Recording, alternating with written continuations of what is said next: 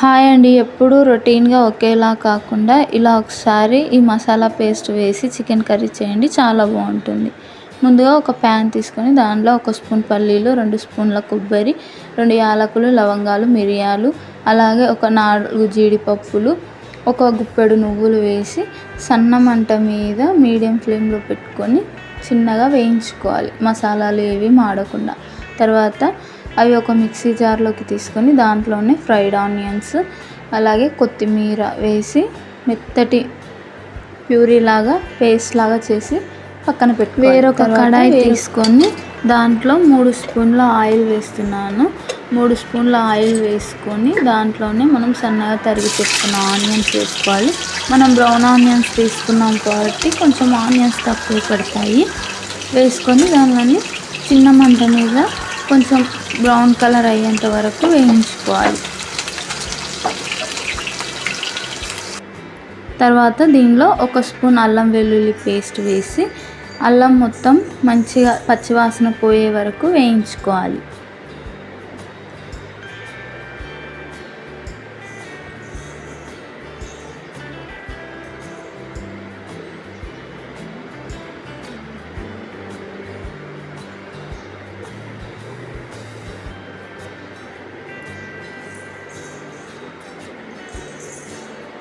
తర్వాత దీనిలో ఒక గుప్పెడు కరివేపాకు వేసి మళ్ళీ కరివేపాకు చిటపటలాడేంత వరకు కలుపుతూ వేయించుకోవాలి. తర్వాత దీంట్లో మనం సన్నగా తరిగి పెట్టుకున్న ఒక టమాటాని, పెద్ద సైజ్ టమాటా తీసుకుంటే బాగుంటుంది, వేసి టమాటా సాఫ్ట్ అయ్యేంత వరకు ఉడికించుకోవాలి. తర్వాత దీనిలో ముందుగా కడిగి పెట్టుకున్న చికెన్ని వేసి ఒకసారి కలపండి.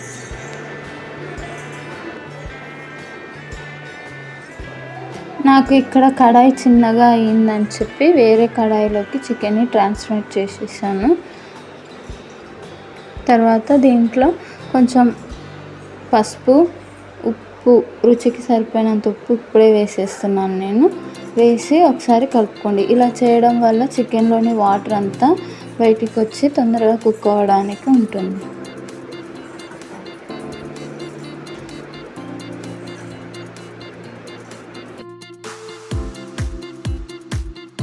తర్వాత టేస్ట్కి సరిపోయినంత కారం, నేను ఇక్కడ 2 స్పూన్లు వేస్తున్నాను. మీ రుచికి తగ్గట్టు మీ కారం వేసుకోండి.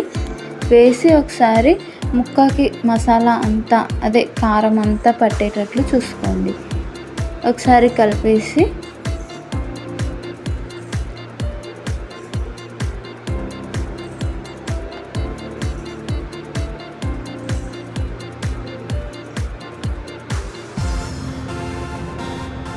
ఆయిల్ పైకి తేలిన తర్వాత మళ్ళీ ఒకసారి కలుపుకొని మనం ముందుగా రెడీ చేసి పెట్టుకున్న పేస్ట్ని వేసుకోవాలి.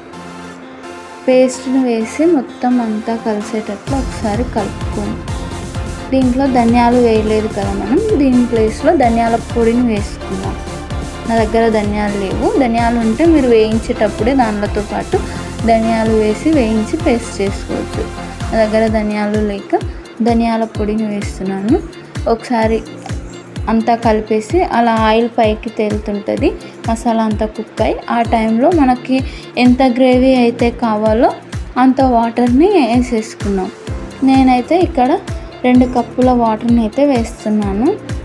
నాకు 2 కప్పుల వాటర్కి గ్రేవీ చిక్కగానే వచ్చింది, మరీ లూజ్గా రాలేదు. అలాగని మరి గట్టిగా కాకుండా ఉంటేనే చికెన్ టేస్ట్ బాగుంటుంది. అలా వేసి ఒకసారి కలిపేసుకొని ఆయిల్ అంతా పైకి తేలుతుంది. ఆ టైంలో మనం తీసి సర్వ్ చేసుకొని చపాతీ, అన్నం, బగారన్నంలోకి అయితే సూపర్ కాంబినేషన్. ఇంతవరకు చూశారు కదా, ఒక లైక్ చేసి షేర్ చేయండి, అలాగే సబ్స్క్రైబ్ చేసుకోవడం మాత్రం